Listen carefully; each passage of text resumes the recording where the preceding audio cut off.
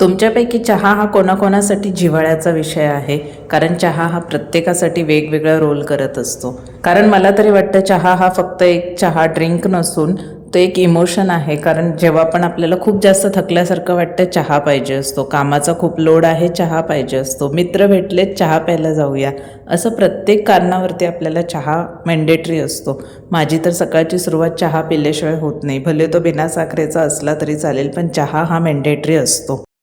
चहामुळे काहींसाठी थकवा जातो, काहींना रिफ्रेशिंग वाटतं. मला चहा म्हणजे माझा मी टाईम वाटतो. चहाचा कप आणि खिडकी बस. काहींना मस्त मलईदार दुधाचा चहा आवडतो, तर काहींना ब्लॅक टी आवडतो, कोणाला वेलची घालून आवडतो, कोणाला आलं घालून.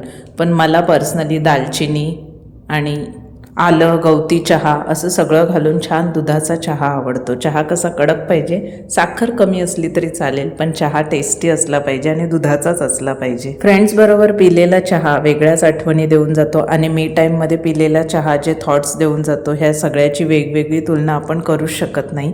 कारण चहा खरंच खूप इम्पॉर्टंट आहे. चला तर मग चॅनलला सबस्क्राईब करून घ्या. बाय.